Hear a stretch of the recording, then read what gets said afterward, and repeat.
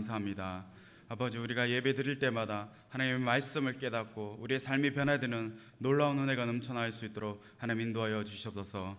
오늘 이 저녁 예배 가운데도 하나님 함께 하시다 하나님의 크나큰 은혜가 있게 하시고, 아버지 정말 주님을 바라보는 가운데 우리의 깨달음이 있게 하시고 우리의 삶이 변화되는 놀라운 역사가 있게 하여 주시옵소서.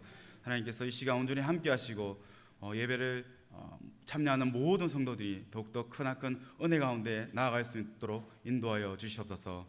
감사드리며 살아계신 예수 그리스도의 이름 받들어 기도드렸습니다. 아멘. 오늘도 이 주일 저녁에 나오신 여러분을 환영하고 축복합니다. 특별히 헌신 예배를 드리는 4, 5, 6 여전도의 가운데 더 큰 은혜가 있기를 축복합니다. 한번 사랑하고 축복합니다로 인사했으면 좋겠습니다. 사랑하고 축복합니다. 여러분, 놀이공원에서 롤러코스터라는 그러한 놀이기구를 타보신 적이 있으십니까? 여기 어르신들은 못 타보신 분들이 계실 거고, 웬만한 젊은 분들은 다 타봤을 것입니다. 또는 바이킹이라는 그런 놀이기구도 있습니다. 이 두 가지 놀이기구는 높은 곳에 올라갔다가 내려오면서 사람의 긴장감을 유발해서 무섭게 하고, 또 그 무서움을 통해서 즐거움을 누리게 하는 그런 놀이기구입니다. 높은 곳에 올라갔다가 갑자기 내려오면서 무서워하며 사람들이 소리 지르고 무서워하는 그런 모습들을 보며 즐거워하고 재미있어 하는 것입니다. 그런데 그 당사자가 여러분 본인이라면 어떻겠습니까?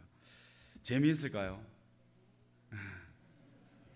아마 대부분의 사람들은 무서워하면서도 끝나고 나면 살았다, 안도감과 더불어 또한 재미를 느낄 것입니다. 그렇다면 우리의 인생을 한번 비추어 보면 어떻겠습니까? 우리의 삶 속에서 이런 롤러코스터 같은 사건들이 발생합니다. 마치 롤러코스터 같이 엄청난 높이로 올라갔다가 급격하게 추락하는 그러한 인생의 경험 가운데 여러분 재미와 즐거움을 느낄 수 있겠습니까? 스릴 넘친다고 그렇게 이야기하시겠습니까? 내가 정말 부자로 풍요롭게 살다가 쫄딱 망해서 다 단칸방에 사는 그런 인생의 롤러코스터를 경험한다면 여러분은 어떻겠습니까? 우리의 인생이 마치 롤러코스터와 같이 굽이굽이 치기도 하고 승승장구하다가 갑자기 곤두박질 치기도 하는 그런 인생이 우리 가운데 있다면 여러분 그런 인생을 즐기겠습니까? 믿음의 여정에 있어서도 마찬가지입니다. 우리의 믿음도 어느 순간 큰 은혜를 받고 성령 충만해서 하나님의 일을 감당하겠다고 결단을 하고 뛰어들어서 열심히 섬기고 봉사하기도 합니다. 그리고 어느 순간 무엇 때문에 시험 들었다고 교회를 떠나기도 하고 또한 교회에 분란을 일으키는 사람이 되기도 합니다. 믿음의 여정이, 믿음의 굴곡이 마치 롤러코스터와 같이 이어지게 되는 것입니다. 너무나도 큰 폭을 가진 롤러코스터 인생은 보통의 우리가 원하는 인생은 아닐 것입니다. 우리가 원하는 삶은 롤러코스터와 같이 큰 폭이 있는 인생이 아니라 잔잔하게 성공을 향해서 나아가는 인생일 것입니다. 믿음의 여정도 마찬가지입니다. 추락하지 않고 주님을 향해서 서서히 올라가는 인생이 가장 복된 인생일 것입니다. 그럼에도 불구하고 우리의 인생은 고난과 환란이 우리를 힘들게도 하고 두렵게도 합니다. 그 순간에 하나님이라는 안전바를 붙잡고 인생에 고난이 오더라도 오직 주님만으로 인해서 안전함을 누리며 평안함을 누리며 의지하는 인생, 이러한 인생이 바로 하나님이 우리에게 요구하시는 그러한 인생일 것입니다. 오늘 함께 볼 인물은 히스기야 왕입니다. 여러분, 히스기야 왕에 대해서 얼마나 알고 계십니까? 저는 지난 한 주가 생명의 삶을 통해서 히스기야 왕을 다시 한번 묵상해보는 시간을 가질 수 있었습니다.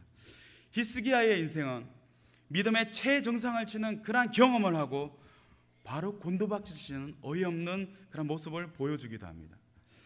먼저 히스기야의 이름의 뜻은 여호와는 나의 힘이라는 뜻입니다. 이 히스기야 왕에 대한 평가는 경건한 왕으로 유다의 종교적 타락을 개혁한 인물로 유명합니다. 히스기야 왕은 유다 왕 아하스의 아들로 25세의 왕이 되었습니다. 히스기야가 왕이 된 시기는 우상 숭배가 넘쳐나는 종교적 타락이 극에 달한 시기였습니다. 국제적으로는 아수르 제국이 확장하면서 북이스라엘이 아수르 제국에게 멸망당하고 남유다 또한 끊임없이 위협을 받고 있던 그러한 시기였습니다. 이 시기에 왕이 되어서 히스기야는 최선을 다해서 종교적인 개혁을 일으킵니다. 열왕기하 18장 3절에서 6절 말씀을 한번 보도록 하겠습니다. 히스기야가 그의 조상 다윗의 모든 행위와 같이 여호와께서 보시기에 정직하게 행하며 그가 여러 산당들을 제거하며 주상을 깨뜨리며 아세라 목상을 찍으며 모세가 만들었던 놋뱀을 이스라엘 자손이 이때까지 향하여 분향함으로 그것을 부수고 노수단이라 일컬었더라.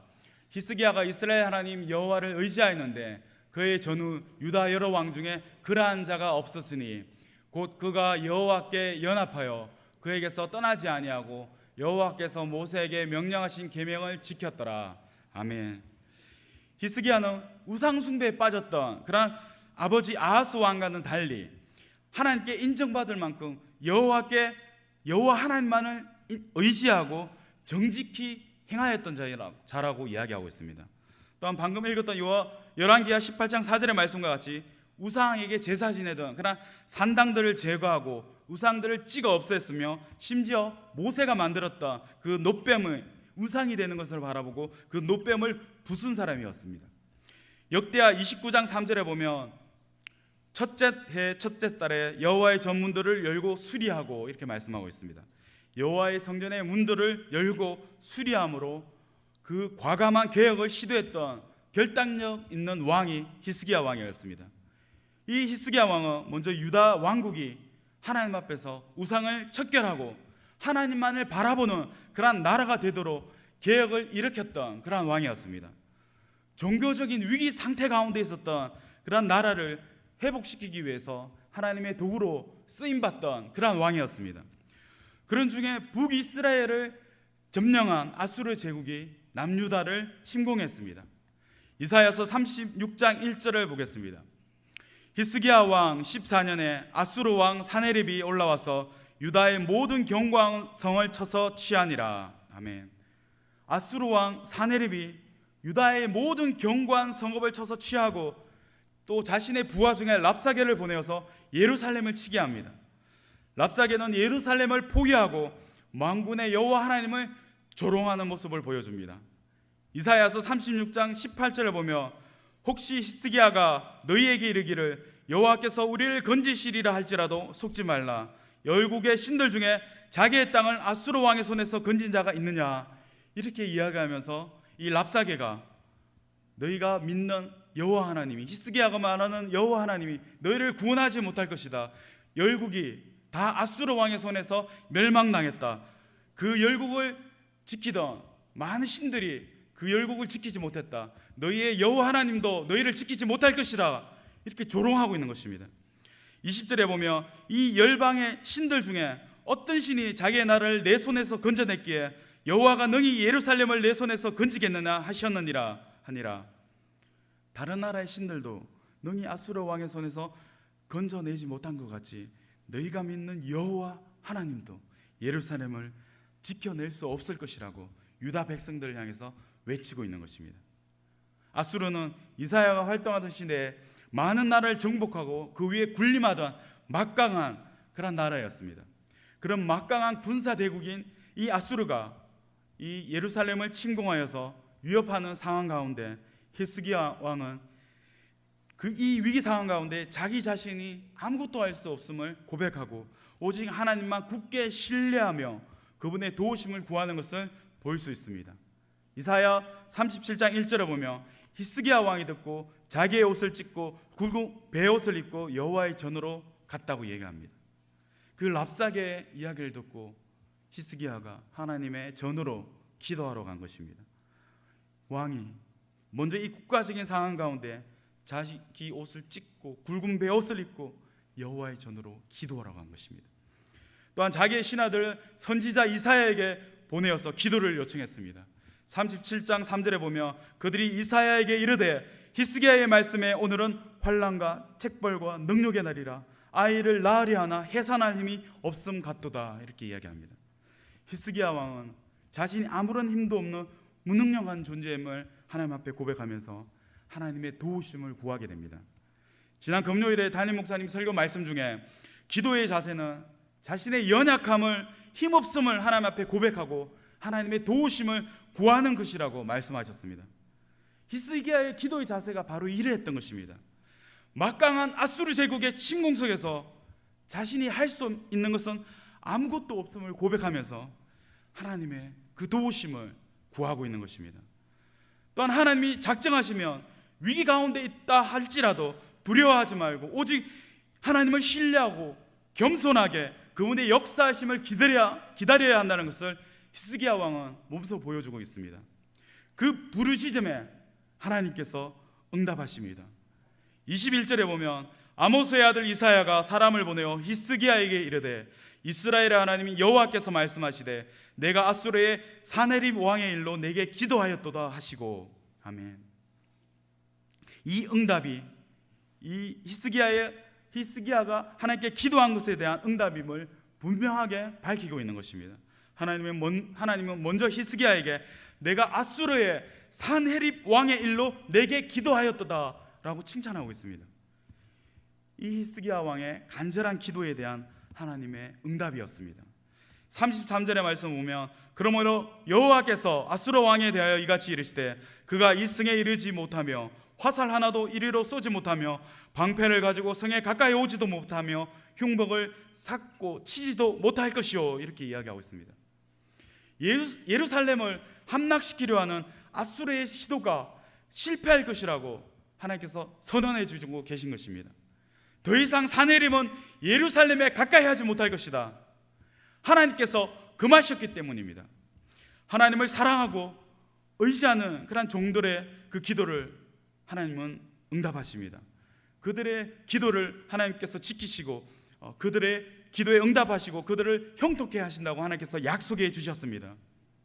36절의 말씀을 보면 여호와의 사자가 나가서 아수르 진중에서 18만 5천인을 쳤으므로 아침에 일찍이 일어나 본즉 시체뿐이더라, 이렇게 말씀하고 있습니다. 하나님께서 말씀하신 대로 하나님의 사자를 보내어서 하룻밤에 아수르의 군대 18만 5천 명을 죽이게 하십니다. 하나님의 말씀대로 모두 성취되었고 약속하신 대로 예루살렘을 아수르의 손에서 구원하셨습니다. 히스기야의 흥망성쇠, 유다의 흥망성쇠는 모두 하나님의 손안에 달려있는 것입니다. 우리의 모든 주권이 하나님께 달려있음을 우리는 고백해야 합니다. 아무리 절망적인 상황 가운데 마주칠지라도 우리가 살 길은 하나님을 찾는 길입니다. 하늘이 무너져도 솟아날 길이 있다는 말과 같이 우리에게는 기도의 문이 열려 있습니다. 하나님을 향한 기도는 그 누구도 막지 못합니다. 절체절명의 위기에 있었던 히스기야는 하나님을 찾아서 하나님께 간절히 간구해서 구원을 얻었습니다. 하나님을 찾으면 살 길이 열립니다. 히스기야는 또 다른 인생의 위기를 경험하게 됩니다. 아수르의 침공으로 국가적인 상황을 겨우 극복하였던 히스기야는 이번에는 죽을 병에 걸리고 말았습니다. 이사야 38장 1절입니다. 그때 히스기야가 병들어 죽게 되니 아모스의 아들 선지자 이사야가 나아가 그에게 이르되 여호와께서 이같이 말씀하시기를 너는 내 집에 유언하라 내가 죽고 살지 못하리라 하셨나이다 하니. 1절에 그때란 아수르 사네립의 침공을 받았을 때를 말합니다. 아수르의 그 침공과 또한 이 이사야가 죽을 병에 걸린 시기가 겹쳤던 것입니다. 히스기야는 29년을 통치했다고 합니다. 그가 하나님께 15년의 생명을 연장받았으니까 이때는 제위 14년, 아까 37장 21절에 보았듯이 이 히스기야가 14년 제위한 지 14년째였습니다. 아수르의 침공이 있고 또한 히스기야가 죽을 병에 걸린 이 두 가지 위기 상황이 이 동시에 이 히스기야에게 임했던 것입니다. 히스기야는 깊은 병이 들었습니다. 그것도 죽음을 앞둔 심각한 병이었는데 그것이 어떤 병이었는지 또 왜 그렇게 걸렸는지는 성경에 자세히 나와 있지 않습니다. 하지만 히스기야는 예루살렘에 포위되고 죽음을 선고받은 그러한 절망적인 상황 가운데 하나님을 찾았습니다. 죽음을 선고하신 하나님을 원망하거나 하나님으로부터 돌아서지도 않았습니다. 2절에 히스기야가 얼굴을 벽으로 향하고 여호와께 기도하여 이렇게 이야기합니다. 그는 얼굴을 벽으로 향하고 하나님께 기도하였습니다. 얼굴을 벽을 향해서 기도한다는 것은 오직 하나님만 바라보고 하나님 앞에 1대1로 나아간다는 뜻입니다. 하나님 외에는 다른 어떤 것도 바라보지 않겠다는 그런 믿음의 결단이기도 한 것입니다. 히스기야가 의지할 수 있는 분은 오직 하나님 한 분밖에 없었습니다. 왜냐하면 자신이 죽을 것이라고 말씀하신 분, 그 하나님 한 분만이 그 상황을 바꿀 수 있다고 히스기야 왕은 믿었기 때문입니다. 긍휼이 많으신 하나님께, 하나님을 의지하고 하나님께 기대는 방법 외에는 다른 방법이 없음을 히스기야는 알고 있었던 것입니다. 이런 위기 상황 가운데 히스기야는 하나님을 찾아 이렇게 기도했습니다. 3절에 여호와여 구하오니 내가 주 앞에서 진실과 전심으로 행하며 주의 목전에서 선하게 행한 것을 기억하옵소서. 아멘. 히스기야는 자신이 주 앞에서 진실과 전심으로 행하며 선하게 행한 것을 기억해 달라고 기도했습니다. 그리고 통곡했습니다. 이것은 자신의 공로를 인정해 달라는, 자신의 공로를 의지하는 그런 기도와는 다릅니다. 이 기도는 자신의 공로를 근거로 해서 죽음을 피하게 해달라는 그런 기도와는 다릅니다. 자신이 얼마나 하나님을 사랑했으며 말씀에 순종하며 살았는가를 고백한 것입니다. 히스기야는 이런 자신의 삶을 하나님이 기억하시길 바라며 하나님의 은혜를 간구하고 있는 것입니다. 그는 하나님 앞에서 의롭게 신실하게 살았던 지난 날들을 돌이켜보면서 또한 최근에 죄에 빠졌던 그러한 시간들, 그러한 영적 상태를 돌아보면서 심히 마음 아파하며 하나님 앞에 통곡하며 회개의 눈물을 흘렸을 것입니다. 하나님은 그 눈물의 기도를 외면하지 않으십니다. 하나님의 뜻대로 드리는 진심 어린 회개 기도는 하나님의 보좌를 움직입니다. 통회하는 심정으로 간절히 기도하는 사람에게 하나님이 기적을 베푸십니다. 인간의 힘으로 아무것도 할 수 없을 때 오직 하나님의 긍휼하심을, 하나님의 은혜 외에는 소망이 없음을 알고 하나님만을 붙잡으며 하나님 앞에 간절히 부르짖고 있는 것입니다. 우리가 본받을 것은 바로 히스기야의 이러한 기도의 자세인 것입니다. 위기의 순간에 하나님만이 소망이 되시고 해답이 되심을 인정하고 하나님 앞에 나아가는 것이 우리의 모든 일의 정답임을 잊지 마시기 바랍니다. 하나님은 히스기야가 눈물로 기도하는 것을 보신 후 계획을 수정하셨습니다. 하나님은 히스기야의 기도를 들으시고 이사야 선지자를 히스기야에게 보내어 말씀하게 하셨습니다. 6절에 보면 너와 이 성을 아수르 왕의 손에서 건져내겠고 내가 또 이 성을 보호하리라 이렇게 말씀하셨습니다. 이스라엘 백성을 애굽에서 구원하시는 하나님의 계획은 바로 그 조상들과 세우신 그런 약속에 근거한 것이었습니다. 이와 마찬가지로 하나님이 히스기야에게 응답하시고 구원을 베푸시는 것은 히스기야 자신의 경건 때문이 아니라 하나님께서 그들의 조상 다윗과 세우신 언약 때문이었습니다. 하나님이 히스기야에게 내 기도를 듣고 내 눈물을 보았다고 말씀하십니다. 히스기야가 하나님께 기도하지 않았다면 이런 은혜를 누리지 못했을 것입니다. 하나님께서 히스기야를 치유하시고 그의 생명을 15년 연장하신 것은 그의 의로움에 대한 보상이 아니라 하나님이 그를 긍휼히 여기시고 불쌍히 여기시고 은혜를 베푸신 것이었습니다. 가만히 있으면 하나님의 은혜를 누리지 못합니다.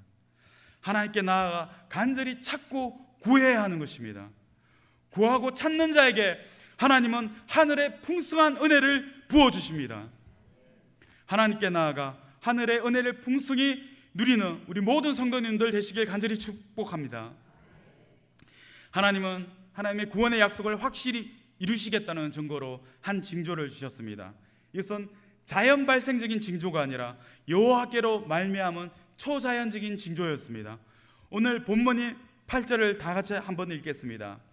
보라, 아하스의 해시계에 나아갔던 해 그림자를 뒤로 10도를 물러가게 하리라 하셨다 하라 하시더니 이에 해시계에 나아갔던 해의 그림자가 10도를 물러가니라. 아멘. 하나님이 아하스의 해시계에 있던 해 그림자가 10도 뒤로 물러가게 하신 것입니다. 하나님은 히스기야의 생명의 연장이 하나님의 이적임을, 하나님의 기적임을 알게 하시려고 히스기야의 그림자를 뒤로 10도 물러가게 하셨습니다.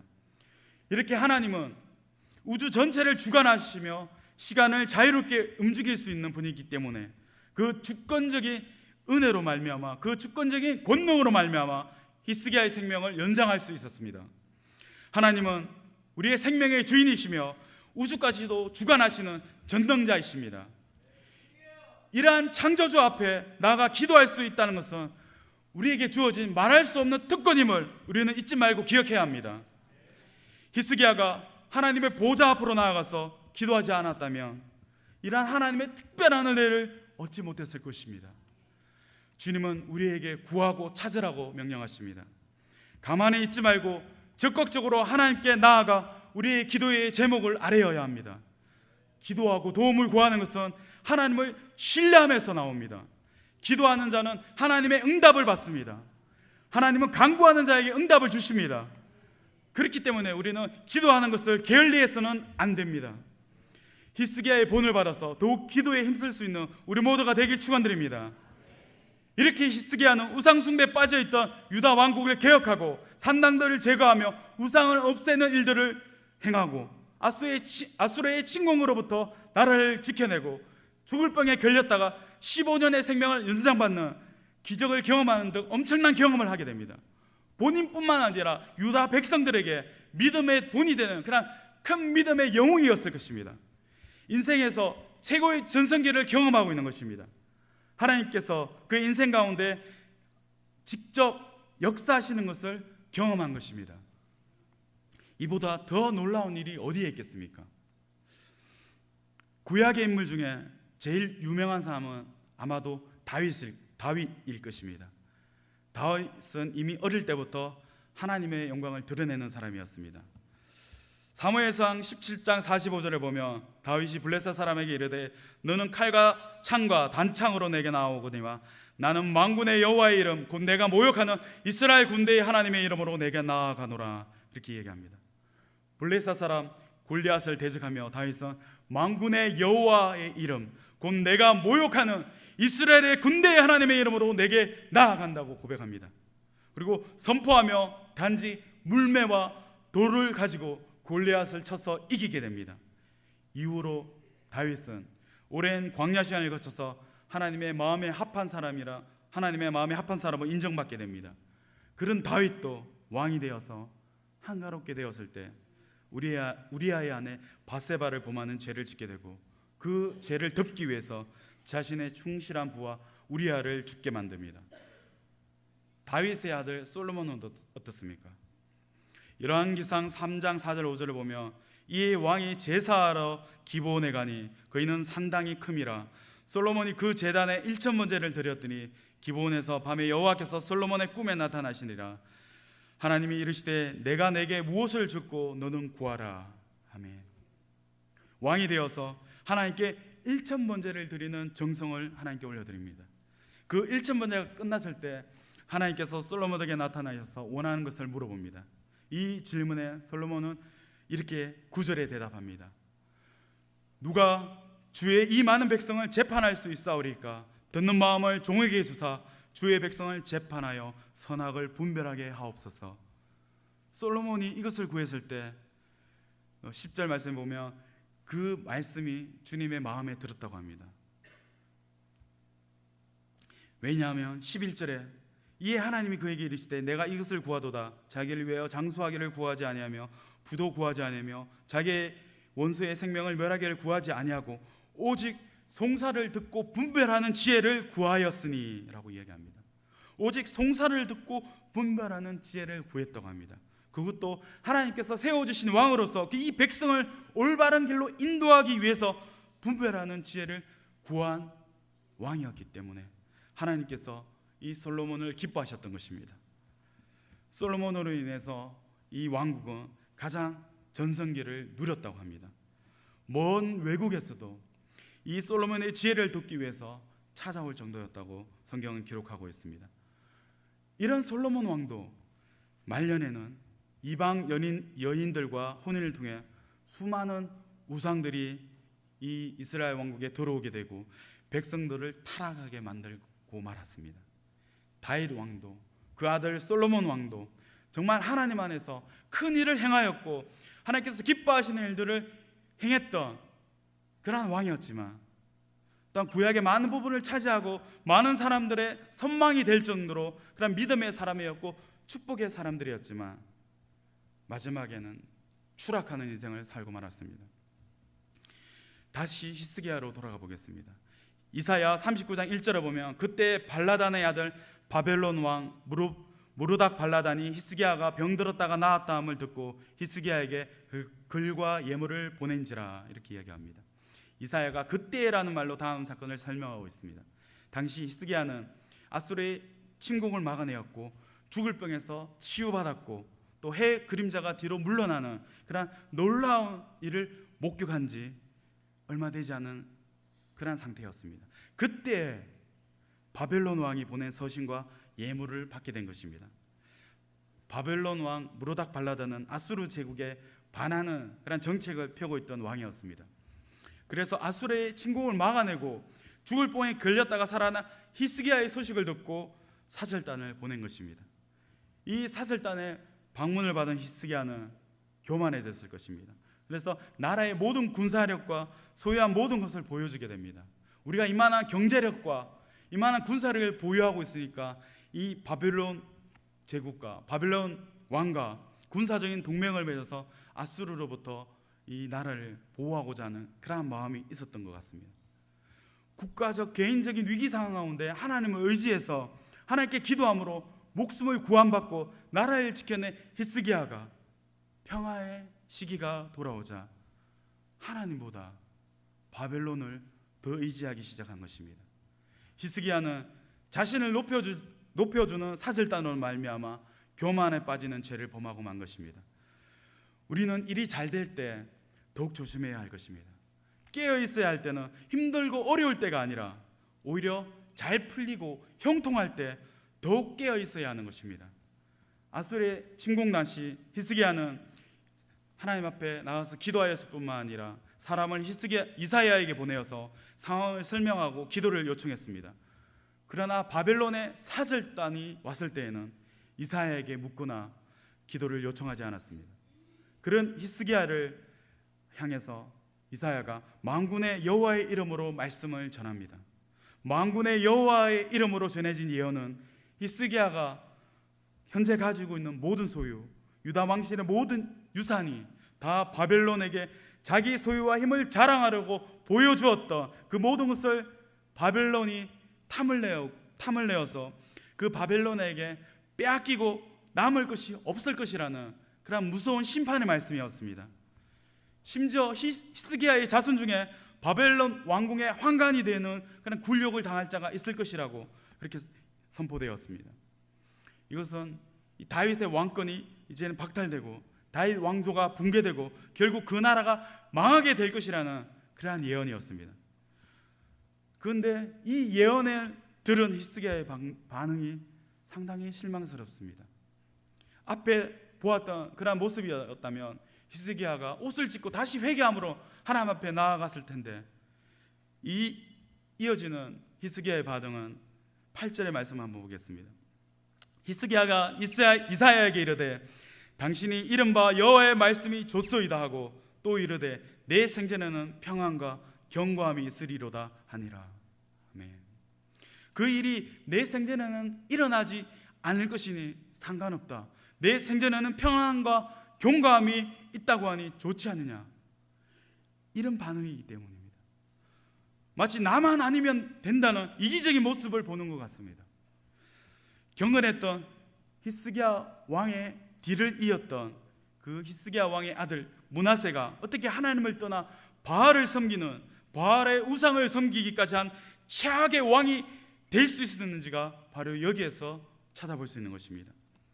히스기야의 그 믿음을 그 아들 므낫세에게 올바로 전수하지 못하고 오히려 전수하기 전에 이미 타락해버린, 교만해서 타락해버린 모습을 발견할 수 있는 것입니다. 히스기야는 죽을 병에서 구원받고 아수르의 침공이라는 그러한 시련을 견뎌낸 믿음의 영웅이었습니다. 그러나 그는 시련이 끝나고 그 평안의 시기가 이르자 교만이라는 유혹에 넘어가고 말았습니다. 고린도전서 10장 12절에 그런즉 선줄로 생각하는 자는 넘어질까 조심하라고 말씀하고 있습니다. 선줄로 생각했던 다윗도, 솔로몬도, 히스기야도 결국 넘어지고 말았습니다.